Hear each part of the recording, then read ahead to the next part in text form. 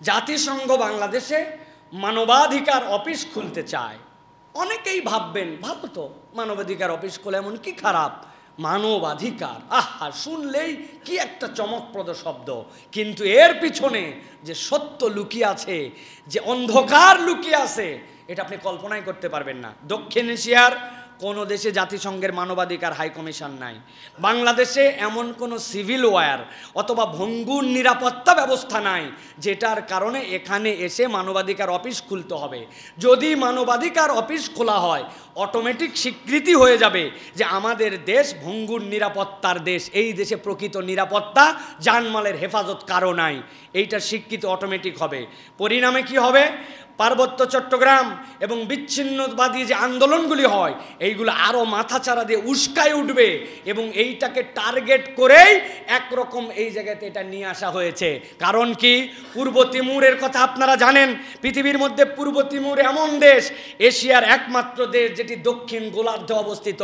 Indonesia, এই দেশের অধীন ইন্দোনেশিয়া এই দেশকে অধিভুক্ত করে ফেলেছিল।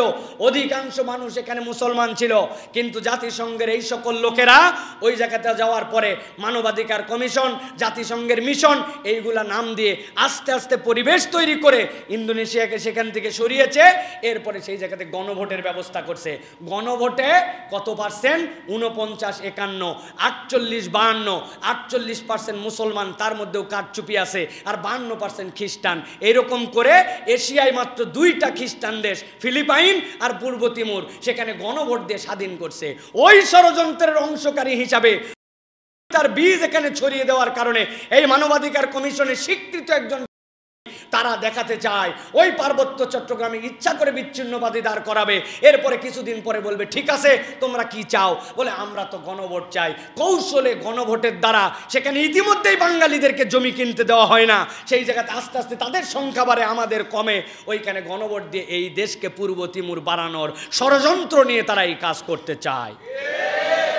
অতএব আমাদেরকে সজাগ হতে হবে, সচেতন হতে হবে।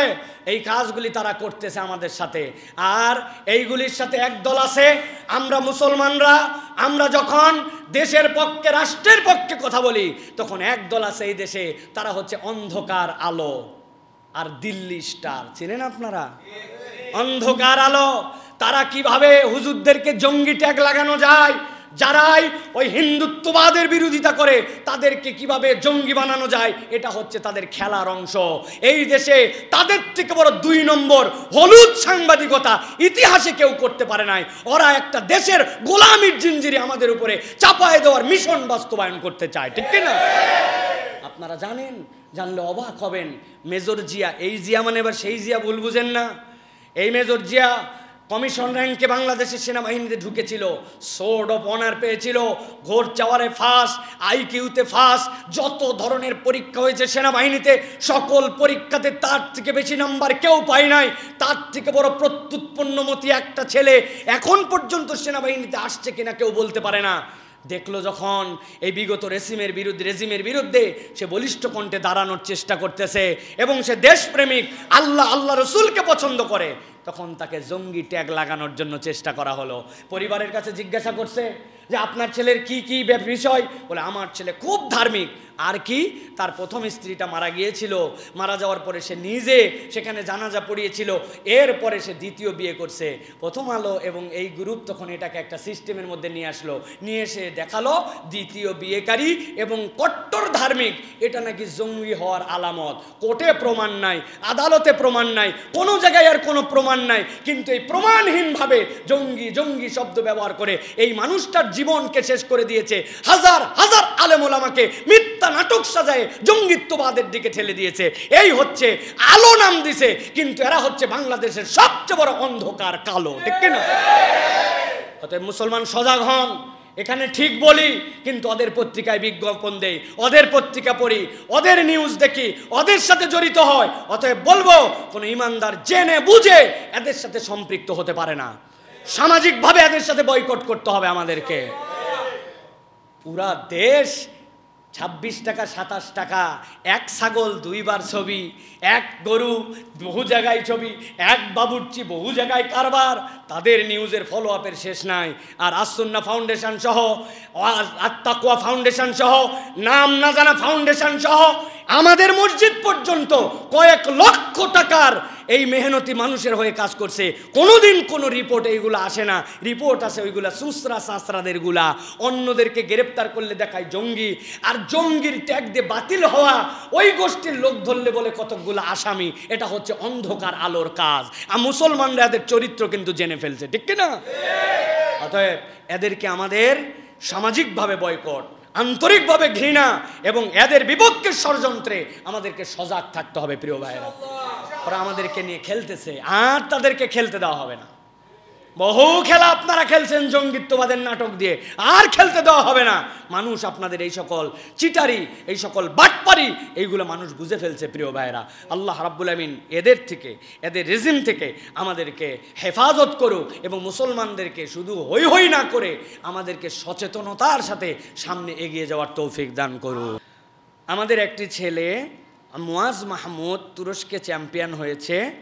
কোরআনের এই সুন্দর কোরআনের এই সুন্দর চ্যাম্পিয়নকে আমরা কিভাবে সম্মানিত করতে পারি, কোরআনের এই প্রতিযোগিতায় বিজয়ী চ্যাম্পিয়নকে আমরা কিভাবে সম্মানিত করতে পারি। প্রিয় ভাইয়েরা, বাংলাদেশে যে যে ক্ষেত্রে আমাদের দেশের নামকে উজ্জ্বল করেছে, এই পতাকাকে যদি আমরা বলি আমাদের পতাকাকে পথ করে উড়াইছে, তাহলে সবচেয়ে বেশিবার যার দ্বারা সম্মানিত হয়েছে সেটা হচ্ছে কোরআনুল কারীমকে নিয়ে বিশ্ব জয় করে আসা আমাদের ছেলেদের দ্বারা, ঠিক কিনা? একদল পাকিস্তান থেকে 2টা টেস্ট জিতে আসার পরে এমন পরিমাণ তাদেরকে উৎসাহ দেওয়া হয়েছে যে ইন্ডিয়া এবং সাউথ আফ্রিকার কাছে তারা একবারে শুয়ে গেছে।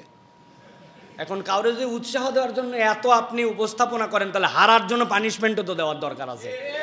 হারার তো একটা ধরন আছে। তুমি তোমার ঘরের মাটিতে কেমনে হারলে? এত পাম্পট্টি দিয়ে উৎসাহ দিলাম। আমাদের এইগুলাতে কে উৎসাহ দিল আর কে না দিল এগুলাতে আমাদের দেখার বিষয় না। তোমরা যা মন চাই করে, দ্যাটস অ্যানাদার সাবজেক্ট। কিন্তু এই যে ছেলে মারকাজু ফাইজুল কোরআনের আমাদের এই ভাই হাফেজ মুয়াজ মাহমুদ, তাকে এরদোয়ান তার তেলাওয়াত শুনে অবাক হয়েছেন এবং তিনি তার হাতের মধ্যে চুমু দিছেন। তিনি তার হাতে চুমু দেন নাই, তিনি সম্মান করেছেন কোরআনকে। আর কোরআনের এই সন্তানটা বাংলার জমিনে তিনি প্রকারান্তরে বাংলার প্রত্যেকটি ইমানদারের বুকে কপালে চুমু দিছেন।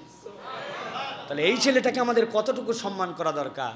আমাদের অন্য সাবজেক্ট বললাম তো, এই সাবজেক্টে আমাদের আকর্ষণও নাই, বিকর্ষণও নাই। তোমরা সেটাতে কি করবে না করবে, কে ফুটবল খেলে আসলো, কে ক্রিকেট খেলে আসলো, তোমরা দাও। কিন্তু এরা হচ্ছে ইউনিভার্সাল চ্যাম্পিয়ন, এরা হচ্ছে প্রকৃত চ্যাম্পিয়ন। এদেরকে রাষ্ট্রীয়ভাবে সম্মান দেওয়া উচিত না, দেখে রাষ্ট্র আমাদের দিল থেকে এদেরকে ভালোবাসা দেওয়া উচিত, ঠিক কিনা? কিন্তু আমরা যুগ যুগ ধরে দেখছি প্রিয় ভাইয়েরা, বাঙালিরা মূল্যায়ন সেবা পায় না, দেই না। আমরা ইচ্ছা করে এগুলোকে চাপায় রাখি আমরা। প্রিয় ভাইয়েরা, আব্দুল্লাহ জাহাঙ্গীর রহমাহুল্লাহ বলতেন, আমরা যখন ইউনিভার্সিটিতে ছিলাম তো স্যার লিখলেই নাম্বার দিতেন, অনেক মানে সঠিক লিখলেই নাম্বার দিতেন। তো স্যারকে একজন বলছে যে স্যার আপনি এত মার্ক দেন, আমাদের তো সেমিস্টারে 50 মার্কের মধ্যে এক একটা কোর্স পরীক্ষা হতো। তো স্যার আমাদেরকে বহুস ফি উলুমুল হাদিস পড়াইছেন, তারপরে গরিবুল হাদিস আমাদেরকে স্যার পড়াইছেন, তারপরে স্যার আমাদেরকে মানাহিজুল বহুস এরকম একটা কি সাবজেক্ট পড়িয়েছেন, অনেক বিষয় পড়িয়েছেন, এগুলাতে অনেক নাম্বার। তো স্যার বলতেন যে আমি সৌদি আরবে যখন ছিলাম 27টা 28টা আরব বিশ্বের দেশ যারা মায়ের পেটের থেকে হওয়ার পরেই আরবি বলে, আর আমি তো একটা আজামি ছেলে নন আরব, ওদের মধ্যে যখন প্রতিযোগিতা হতো পুরস্কার পেতাম এবং যখন আমার নাম্বার পেতাম তো ওই সকল আরবদের মধ্যে আমি টপ নাম্বার পাইতাম। আমি তো টপ নাম্বার পেয়ে আসছি, তাহলে আমার কাছে কেউ চাইলে নাম্বার দিব না কেন? এটা দ্বারা বোঝাচ্ছি প্রিয় ভাইয়েরা, এই বাঙালিরাই ওই আরব বিশ্বের তাদের মধ্যে সারা পৃথিবীর সকলের মধ্যে চ্যাম্পিয়ন হয়ে আসে। এটা আজকে নতুন নয়, এরকম আমাদের অনেকবার হয়েছে। তো আমরা এই মারকাজু ফাইজুল কোরআনকে আমরা শুভেচ্ছা জানাই, আমাদের ভাইকে শুভেচ্ছা জানাই। এটার দ্বারা আমার সন্তানদেরকে উৎসাহ দিবেন। আর আল্লাহ রাব্বুল আলামিন যেন আমাদেরকে প্রকৃতার্থেই এই বাচ্চাগুলোকে আলেম হিসাবে কবুল করেন, কেবল হাফেজ নয়। আল্লাহ যেন এদেরকে বিশ্বের বুকে বাংলাদেশের সম্মানকে উজ্জ্বল করার তৌফিক দান করেন। আল্লাহ রাব্বুল আমিন আমাদের এই ভাই সহ যারাই আমাদের জন্য এরকম সম্মান বয়ে নিয়ে আসছে তাদেরকে উপযুক্ত সম্মান দেওয়ার মতো আল্লাহ তৌফিক দান করেন। তবে হাফেজদের সম্মান দুনিয়াতে নয়, প্রকৃতটা জান্নাতে আল্লাহ তাকে তার পিতামাতাকে নূরের টুপি পরায়া সকলকে দেখাবেন চমকায়ে চমকায়ে যে দুনিয়ায় তোমরা কি না কি করে বাপ রে বাপ, কত পুরস্কার, কত ফ্ল্যাট, কত প্লট, কত টাকার পুরস্কার। আর দেখো আমি আল্লাহ কিয়ামতের দিনে সকলের সামনে হাফেজ আর তার বাপের মাথায় নূরের টুপি পরায়ে চমক দেখায় দেবো ইনশাআল্লাহ। সুতরাং এই দুনিয়ার সম্মান দেওয়া না দেওয়ায় কিছু যায় আসে না, যে দিবে সে সম্মান পাবে, আর যে এটাকে হেকার করবে সে তার ইজ্জত দুনিয়াতেও হারাবে, পরকালেও হারাবে। আল্লাহ আমাদেরকে বোঝার তৌফিক দান করেন।